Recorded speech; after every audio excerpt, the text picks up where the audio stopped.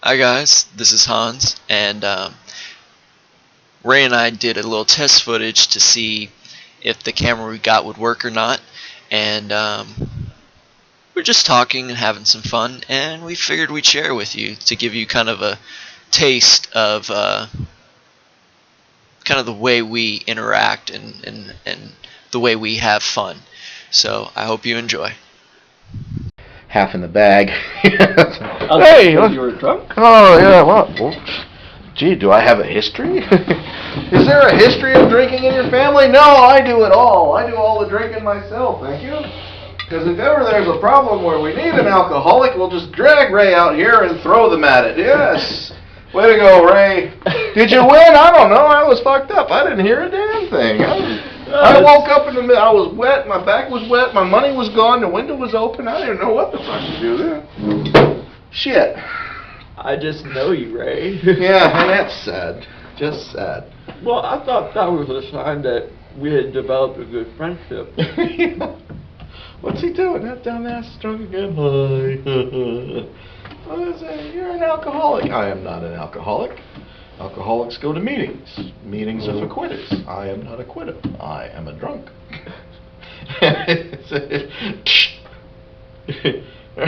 Can. Throw a can over. What is he throwing beer cans? You never drink out of cans. I know, but it's a thing. Because you can always have fun with cans. You can build stuff out of cans. You can be completely ass-faced, and as long as you're careful with the scissors, you can build all kind of terrain while you're getting fucked up. The cool thing about glass, though, is you take the caps and you stick them. Oh, as a friend of mine, he'd peel the labels off of them and then rub them in the corners until they would stick from the glue on the glass, and he'd just leave the bottle hanging there. He's like, see how they get that down? Because all you had to do was touch it, and the damn thing would fall, so you had to be ready for it. And it's like, what are you doing? Watch this. Rub it. And he leave like that much, just a little like back swill in the bottom of it just to make it colorful. Like, oh yeah.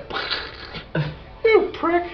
Or he'd do it, he was a tall guy, so he'd do them up high somewhere. You go in that same bar a week later, damn thing's still up there.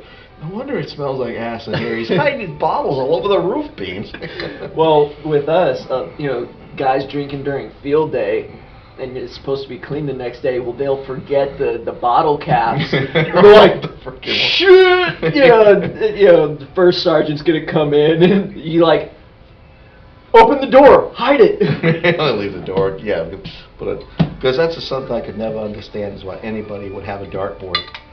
Because the first thing you're going to do is if you hang the dartboard on the wall, what happens? You end up with all kind of holes in the wall. Or if you put it on the back of the door, somebody is going to, unless it's a closet, sometimes people come waltzing out of the closet for whatever reason. You leave them in there duct taped to the friggin' the clothes rod upside down or something. They're going to come walk out and whack, come walking through the door and get a dart in the frickin' head. Or the eye. Oh, it looks like you're looking for a way to get eye surgery. Really? What makes you think that? Ow! I hate surgeons with humor. Yeah. Shut up and fix me. Yeah, army doctors. What is it? He's a butcher with rank. And it's like when the guy walks up and looks at you and tells the two NCO guys with him, hold him. Hold me? I'm supposed to be. It's a cut. Oh crap! Scrubber. Oh, you dirty mother! Oh, I'm calling you a dirty word right now. Oh, that hurts.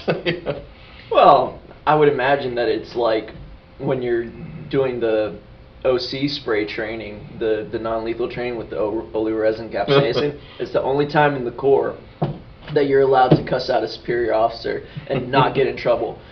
Because it's so vile. I mean, it's just like, fuck you, and your mother,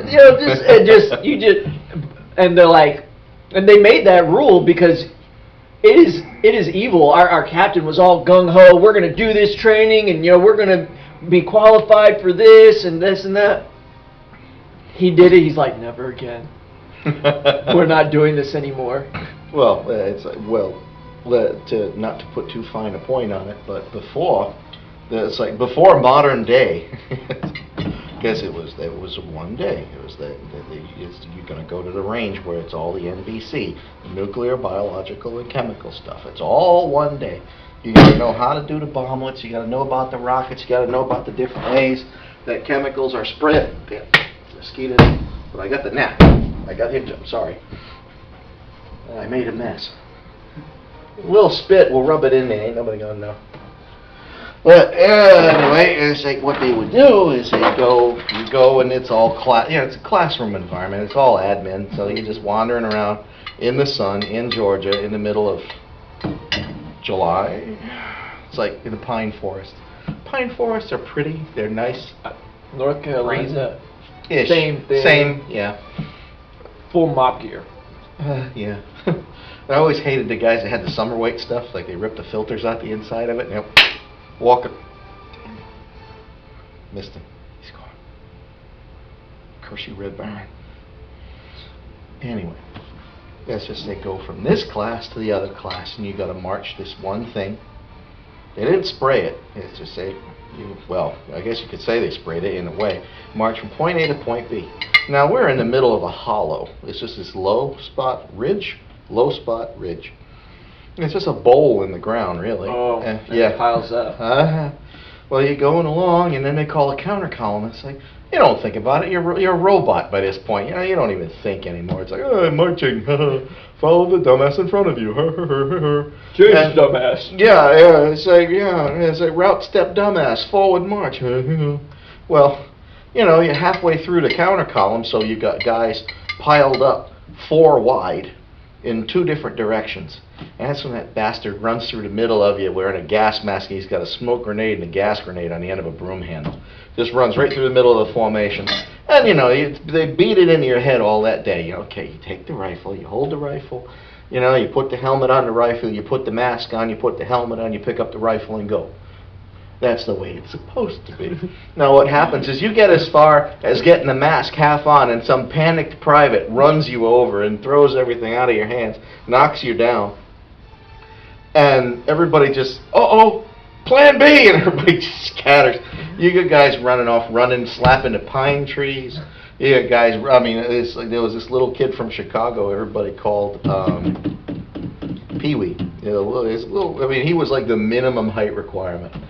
But the kid was like 0% body fat, 100% musculature. This kid could do push-ups with his feet off the ground. Yeah, he was like the PT god. Nobody could stop him. Because you could almost except when he gets to the obstacle course, it's a big freaking wall. Yeah, well, they just throw him over the freaking wall. They're like, really, guys? But Pee-wee's running, and that drill run out in front of him. He's like, stop right there! He run right up the front of him. Kept right on going. And it's just, everybody's scattered, gas everywhere, and it's just, oh God. Now me, I guess we failed this portion. Well, yeah, I think that everybody does it. Everybody runs the first time. But it's like I get a nosebleed with the I get the mask on, but then I get a freaking nosebleed, and it gums the butterfly valve shut, so the mask starts filling up with blood. It's like, I'm going to drown here. So I take them, and now I got off over here. I'm like on the slope, and I take the mask up, blood everywhere. Well, this freaking sergeant over there, oh shit, he thought I ran face first into a tree and busted my face. He come running over there, it's like, he's actually showing concern. This bastard did this to me! Fuck you! I hate you all! You represent the green weenie! What happened? I'm okay. I got a bloody nose. Nosebleed, I'll be fine. That external monologue. Oh yeah, it's just, I'm gonna hurt you. But it just, okay, everything's fine. They go assemble us, because that guy, some of them, they're way the hell over there. 2 miles down the road. They scattered everywhere. Well, it's like they run here, there, and every damn where. And after they got everybody back together, okay, fine, go back on gas chamber, which was a big long Quonset hut.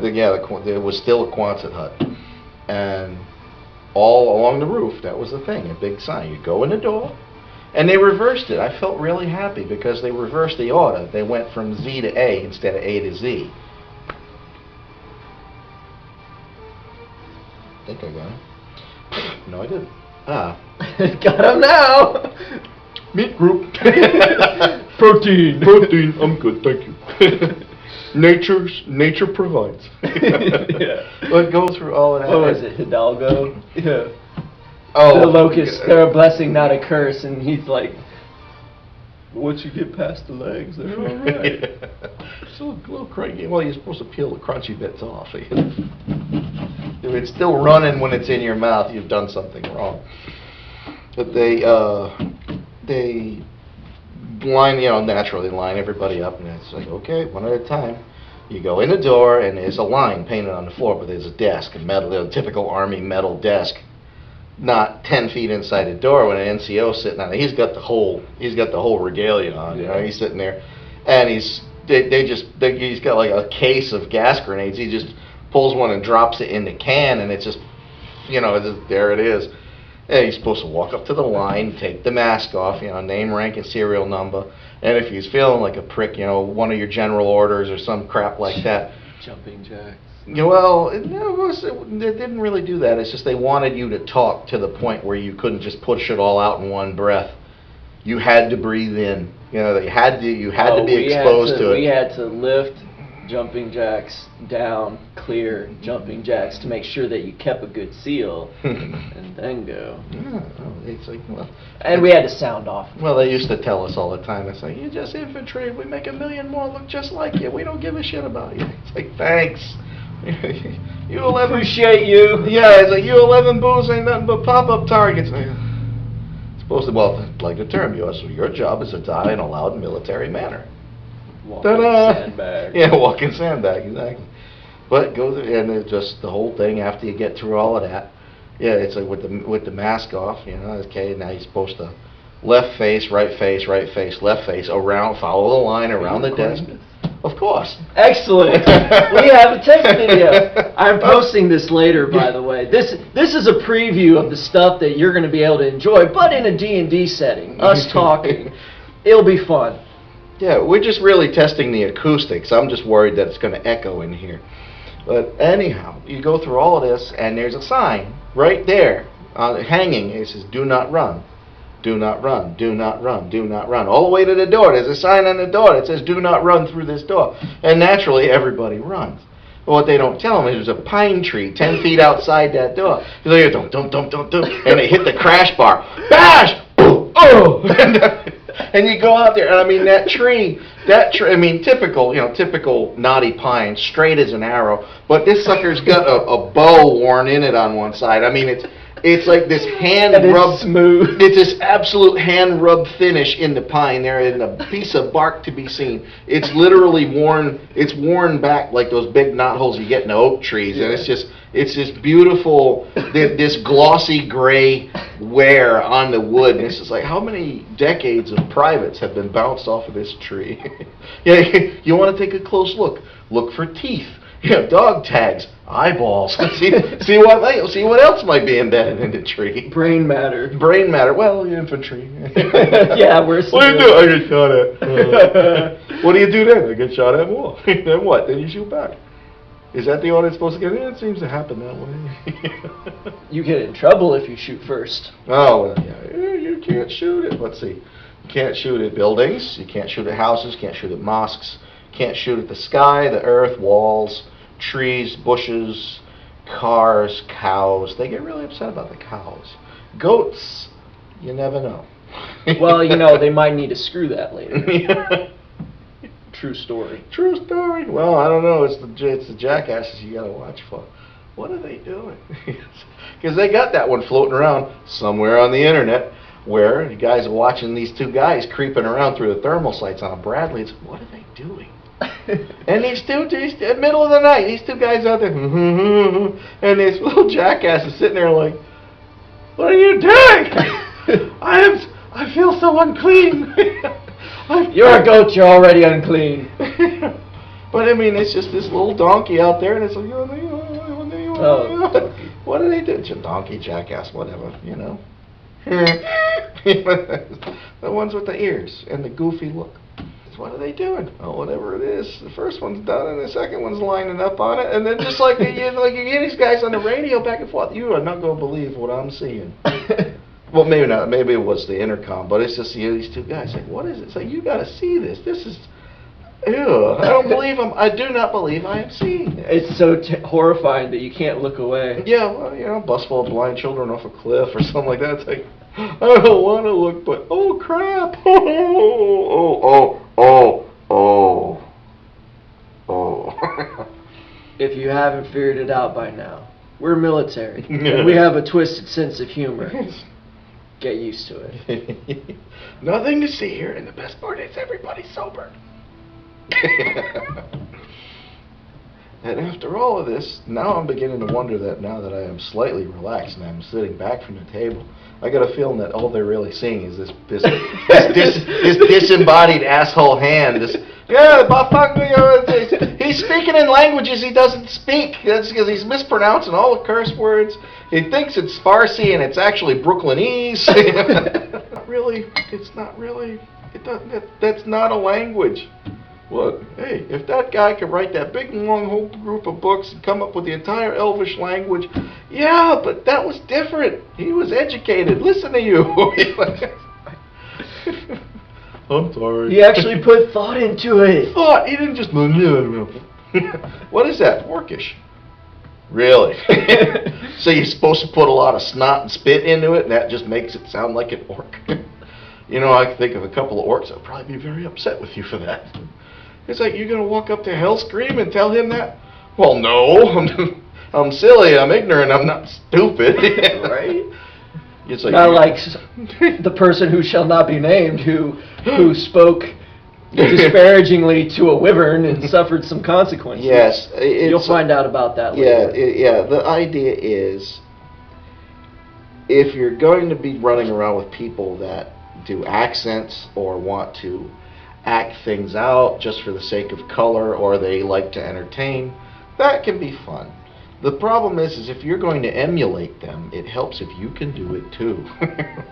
So if you're going to go out there and you're going to try and talk to some ephemeral or magical creature of some random type, and if I go back and where I generated my character, I look over here and it says, you speak this language. It's like, then you should just go and talk to it. Don't go, big cloud in the sky, say me be your boss. No, you're asking for trouble. Variations on the story, but this happened. You'll find out about it. It was beautiful in so many ways. But wait, there's more. Alright guys, that was the test footage for But Wait, There's More. There will be more, and coming soon. We're going to be recording tomorrow night, which will be Thursday of this week, and hopefully I'll have that out to you soon. So hope you get to see that soon, and hope you enjoy it.